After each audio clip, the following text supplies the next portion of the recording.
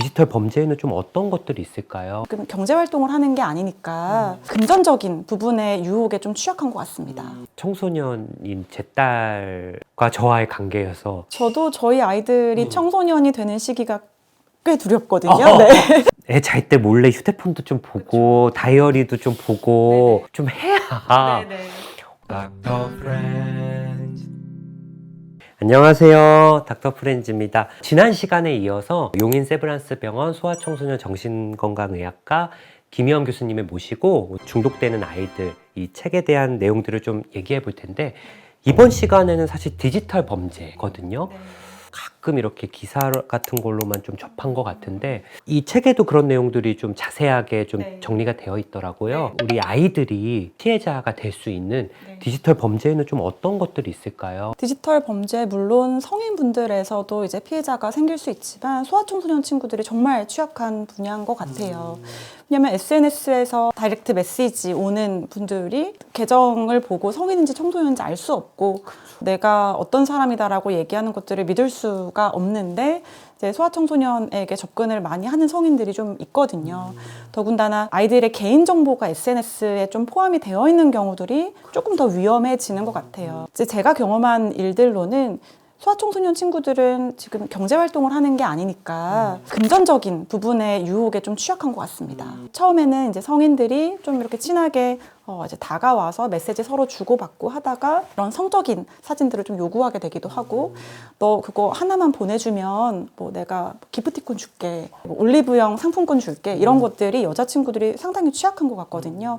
그래서 처음에는 그냥 간단한 사진들, 뭐 처음에 얼굴 보여줘 뭐 이런 것들로만 하다가 점점 나중에 수위가 높은 사진을 좀 요구하게 되고, 사실은 소아청소년 친구들도 이거는 좀 문제가 될 것 같다, 부모님한테 바로 얘기하지는 또 못하지만 내 손에서 이제 중단해야 될 것 같다라고 느꼈을 때는 이미 너 지금 이거 요구에 응하지 않으면 내가 너 학교 친구들한테 너 이거 여태까지 보낸 사진 뿌리겠다, 이제 이런 얘기들을 함으로써 위협을 느끼는 친구들은 또 계속 그 피해를 받게 되는 상황들이 꽤 많은 것 같아요. 생각만 해도 좀 끔찍하고, 실제로 진료실에서도 이런 케이스를 보신 적이 있으세요? 이런 케이스들이 꽤 많아요.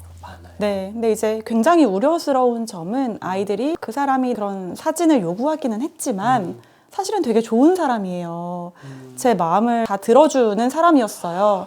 그러니까 결국에는 이런 그루밍이 같이 섞여 있는 것 같고요. 그래서 물리적으로 실제 만나게 되기도 하고 굉장히 위험한 상황들이 많이 있는 것 같습니다. 어쨌든 그 사람들은 목적을 가지고 이 친구의 힘든 얘기도 들어주고 위로도 하면서 그런 목적을 숨기고 처음엔 그렇게 접근을 했을 거고, 이렇게 보면 되게 나쁜 사람이고 위험한 사람이지만 그래 나한테 잘해주고 나를 위로해주고 내 편이잖아 이러면서 상반된 이미지에서 되게 혼란스러울 것 같고, 그러다 보니 어른들이나 제3자 입장에서는 왜 저런 어리석은 행동을 하지? 부모 입장에서는 이렇게 좀 잘 이해가 안 되는 행동들도 있을 것 같거든요. 맞습니다.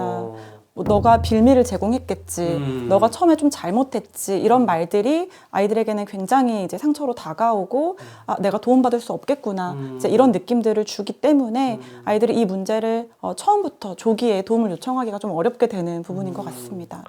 이런 거를 온라인 그루밍.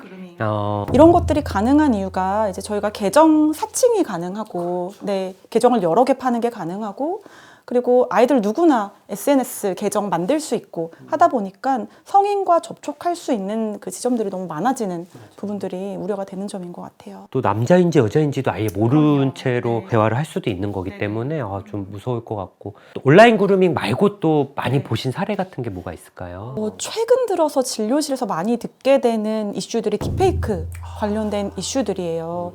제가 꽤 자주 이제 아이들한테 얘기를 듣게 돼서 찾아보니까 이제 딥페이크, 특히 이제 성착취물 관련된 범죄의 70%가 10대 청소년들이 이제 가해자인 경우들이었다고 하더라고요. 그만큼 청소년들이 이렇게 그 생성형 AI라든지 디지털 기술 사용에 이제 손쉽게 다가갈 수 있다 보니까 청소년들이 많이 가담이 되는 경우들이 많은 것 같습니다. 결국은 딥페이크 범죄라는 거는 음란한 성인물에 다른 사람의 얼굴을 합성해서 하는 거잖아요. 사실은 저희가 그냥 일상적으로 올린 SNS 속 셀카 혹은 카카오톡에 올린 이제 내 프로필 사진 모두 딥페이크에 사용이 될 수 있거든요.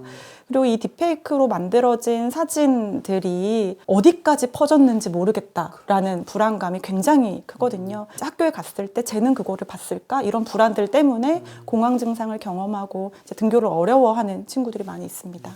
특히 저는 이 딥페이크 범죄는 좀 무서운 게 나를 아는 사람이 사실 범죄를 저질렀을 가능성이 좀 크잖아요. 같은 반 친구라던가 학원의 친구라던가 내 카톡 프로필을 볼 수 있는, 내 졸업 앨범을 볼 수 있는, 내 SNS 뭐 예를 들어 비공개 계정이면 그 사진을 볼 수 있는 그 중에 한 명이 이거를 했다고 생각하신다면 사실 굉장히 좀 무서울 것 같거든요. 이 온라인상에서 가해자 이거를 올린 사람도 있고 좋아요를 누르는 사람도 있고요. 방관한 사람도 있고요. 내가 그동안 현실 세계에서 맺어온 관계들에 굉장히 큰 영향을 주는 일이 되는 거죠. 딥페이크 범죄라는 게 나온 지가 얼마 안 됐기 때문에 해가 되는 일이다라고 생각을 못하는 경우도 꽤 있고 약간 자기들은 좀 장난처럼 이렇게 웃으면서 이렇게 돌려보고 유포하는 가해자들의 태도에 사실은 피해자들이 더 충격을 받고 속상해하는 부분들도 있는 것 같아요. 저도 진료실에서 피해자분들을 보면 좀 그런 얘기들을 많이 하시거든요. 명백한 범죄임에도 불구하고 새로운 기술을 이용한 것이다 보니까 범죄인 줄을 잘 모르는 친구들도 하물며 있는 것 같아요. 그럼 온라인 그루밍, 딥페이크 또 뭐가 있을까요? 또 디지털 범죄. 아이들이 온라인상으로 도박을 할 수 있는 플랫폼에도 쉽게 접근이 가능한 것 같아요. 친구들 사이에서 이거 하면은 또 쉽게 딸 수 있대 이런 얘기들을 듣게 되면 또 이런 남자친구들의 경우에 특히 더 쉽게 그 유혹에 빠지게 되는 것 같고요. 심지어는 어떤 경우들도 있냐면 온라인 도박인 거를 모르고 중간 유포자의 역할을 청소년이 하게 되는 경우들도 있더라고요. 이제 성인들이 도박이라는 거는 알려주지 않고 이거 이렇게 하면 돈 번대 이런 것들을 청소년을 통해서 유포하고 이제 청소년들은 이게 정확히 어떤 상황인지 잘 인지하지 못한 채로 이제 시키는 것들을 하면서 도박을 퍼뜨리게 되는 행위를 하기도 하고 또 본인 스스로가 그런 도박에 몰두하면서 실제 금전적인 피해들이 발생을 하고 막으려다가 또 이제 악순환에 이제 빠지게 되는 경우들도 있는 것 같습니다. 그냥 마치 좀 게임처럼 게임에서 게임머니 따는 것처럼 그렇게 생각을 할 수 있을 것 같아요. 부모님이 우리 아이가 이런 디지털 범죄에 노출되었다, 피해자라는 걸 인지하시면은 어떻게 대처를 하셔야 될까요? 좀 두 가지 방향으로 같이 고려를 좀 하시면 좋을 것 같은데요. 먼저 첫 번째는 법적인 절차들. 만약에 사진이 유포되고 있다면 그거 최대한 빨리 막아야 되고 네, 이제 삭제하고 내려야 되니까요. 증거가 되는 맥락들이 있다면 그 증거를 좀 수집을 같이 도와주시고 그다음에 법적인 절차들을 통해서 신고를 해서 사진을 내리고 그 가해자를 좀 찾을 수 있는 부분들을 적극적으로 좀 지원을 해주시면 좋겠고 그다음에 이제 아이들이 굉장히 수치스럽고 죄책감을 많이 느끼거든요. 내가 이제 이 사람과 이런 성적인 사진을 주고받았다는 것을 부모님에게 들켰기 때문에 아이들은 비난받을 것이 굉장히 두려운 상태이고 그렇기 때문에 아이를 비난하지 않는 것이 첫 단계에선 굉장히 중요할 것 같습니다. 그냥 문제들이 여러 가지가 아마 있을 텐데 그거를 비난해버리면 완전히 다시 또 꽁꽁 묶여버리는 상태가 되거든요. 혹시 다른 이제 증상들 저희가 같이 잘 봐야 되는 증상들 불안이라든지 우울이라든지 혹은 자살 사고라든지 이런 부분들이 동반되어 있지 않은지를 같이 잘 살펴봐야 될 것 같습니다. 그러니까 부모님도 어쨌든 안타까운 마음에서 왜 그랬어 뭐 또 그러니까 뭐 SNS 내가 하지 말라 그랬지 뭐 이렇게 마음은 들겠지만 어쨌든 이게 상황의 해결이 안 되고 또 아이들을 더 위험하게 만드실 수 있기 때문에 우리 아이가 피해를 받은 거기 때문에 최대한 좀 보호하시고 좀 그때는 다 받아주시는 게 좀 좋긴 좋겠어요. 일단은 우선은 아이도 놀랐을 테니까요. 잘 이렇게 살펴봐 주시고 다른 어려운 부분들이 없는지 같이 잘 확인해 주시는 게 되게 필요할 것 같습니다. 저도 뭐 어릴 때 잘못한 걸 뭐 이만큼 잘못하면 뭐 한번 요 정도 살짝 얘기해 보고 많이 혼나면 좀 말을 좀 덜 하고 뭐 괜찮다 싶으면은 좀 더 털어놓고 이랬던 것 같긴 하거든요.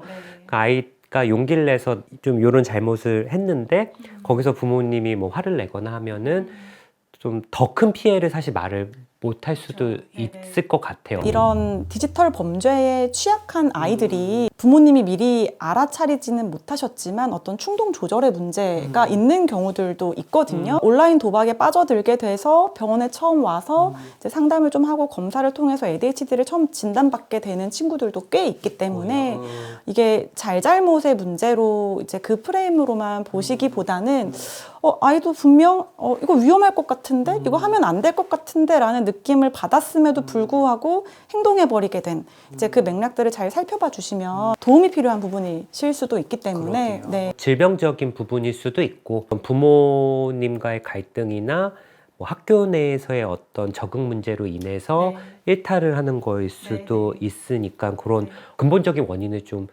밝히려면 인내를 갖고 조금 지켜보셔야 되는 부분도 있겠네요. 쉽지 않을 것 같긴 한데 제가 자꾸 요즘 이런 얘기 들으면 저를 대입해 보기는 하는데 제가 청소년인 제 딸과 저와의 관계여서 이게 비난하지 않고 무조건 받아줘야 된다는 게 가능할까 싶긴 하거든요. 저도 저희 아이들이 청소년이 되는 시기가 꽤 두렵거든요. 네. 그러세요?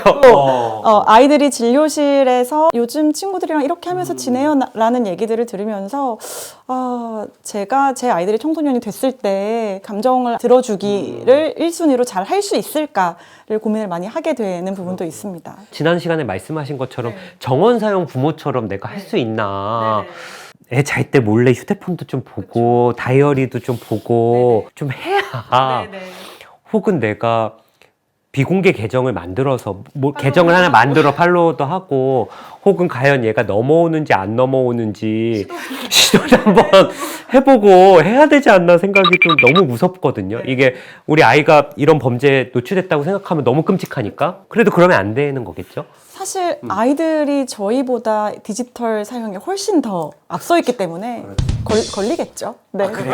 아빠인지 엄마인지 네, 아빠인지 엄마인지 걸릴 것 같고요. 네. 뭔가 이렇게 계정 타고 이거 뭐 유령 계정이거나 뭐 아빠나 엄마의 뭐 이니셜 이런 걸 보고 다 알 수. 뭐 그것도 그렇고 말투가 좀 다르지 않을까요? 제가 부모님들한테 많이 말씀드리는 건 정말로 아이가 어떻게 지내는지를 좀 호기심 있게 보시면 좋을 것 같다고 얘기를 좀 드리거든요. 호기심을 갖고요. 네네. 그냥 모니터링한다. 너가 어떻게 좀 지내는지 본다 이런 것보다 얘는 어떤 친구들을 만날까, 얘는 어떤 거에 관심이 있을까라고 호기심 어린 이제 자세로 봐주시면 아이들도 느끼고 좀 더 편하게 얘기하거든요. 이제 그러다 보면은 지금 돌이켜 보니까 그때 좀 위험했었던 것 같아, 엄마 이런 얘기들도 하게 되는 것 같고요. 근데 이게 뭐 좀 각 잡고 얘기 좀 하자. 요즘 뭐 있어? 이러면 또 안 할 것 같거든요. 좀 자연스럽게 해야 되겠죠. 엄마도 사실 핸드폰 계속 하잖아요. 그렇죠. 넌 뭐 봐? 이런 식으로. 네네네. 요즘 무슨 노래 들어? 요즘 뭐 누가 잘 나가니? 뭐 이런 거. 뭐 그런 것도 도움 될까요? 콘서트 뭐 엄마랑 같이 한번 예매하러 PC방에 가볼까? 뭐 포카 같은 거 사줘? 뭐 약간 이런 것들도 좀 도움이 되고 이렇게 온라인에서 만난 친구들, 그 트위터 친구들 만나러 뭐 용인에서 서울까지 가는 친구들을 데려다 주시는 부모님들 있거든요. 친구들 너가 만나고 싶으니까 엄마가 저기 가서 기다릴게 하고 그러면은 엄마도 내가 여기 온라인에서 맺는 관계들을 잘 지지해 주시는구나 이런 것들을 좀 느끼기도 하는 것 같아요. 아예 못 가게 하거나 뭐 바로 옆에서 있다거나 몇 시까지 와 이거보다는 만나긴 해주면서 좀 옆에 기다려 주시는 부모 역할하는 게 쉽진 않겠네. 지난 시간에 SNS 그리고 이번 시간은 디지털 범죄에 대해서 좀 말씀을 해주셨고요. 부모로서 좀 많이 불안하고 세상이 좀 험해졌지만 그럴수록 우리가 아이들과 더 깊은 관계를, 좋은 관계를 맺어서 좀 이 험난한 세상에서 아이를 좀 보호하고 좀 잘 키워야겠다는 생각이 좀 많이 드는데 뭐 끝으로 한번 또 좀 저희 헬프님들, 구독자분들한테 하실 말씀 같은 거 있으시면 해주시면 좋을 것 같습니다. SNS나 온라인 뭐 게임 이런 부분들 나 중독된 것 같다라는 표현들 많이 하시는데 사실 정식 질병으로 지금 등재된 부분들은 아니지만 그만큼 중독적 특성에 대해서 스스로들도 많이 느끼시고 경계를 좀 하고 계시는 것 같아요. 청소년들의 SNS 사용, 그다음 디지털 범죄뿐만이 아니라 이제 막 자라 잘하고 있는 아이들, 미디어 사용 어떻게 해야 될까? 언제부터 과연 사용해도 괜찮은 걸까? 어떤 상황에서 사용해도 되는 걸까? 이렇게 궁금한 점들 굉장히 많으실 것 같거든요. 그래서 아이들의 발달 단계별 특성, 그리고 거기에 맞는 디지털 미디어 사용법에 대해서 진료실에서의 경험을 잘 담아서 쓴 책이거든요. 그래서 관심 있는 분들은 읽어보시면 도움 많이 되실 것 같습니다. 저는 첫 챕터부터 되게 좀 와닿았던 게 나도 힘들다. 나도 부모지만 나도 힘들다. 그리고 나도 디지털 기기를 좋아한다. 그러니까 너무 뭐 교과서적인 딱딱하고 만말만 하는 이런 내용들이 아니고 어려움을 겪는 부모님들의 마음 그리고 아이들의 어려운 점을 공감하시면서 쓴 책들이기 때문에 저는 처음부터 좀 되게 재밌게 읽었거든요. 그래서 우리 헬프님들도 한번 관심 가져보시면 좀 좋을 것 같습니다. 좀 늦은 시간까지 함께 해주셔서 감사하고요.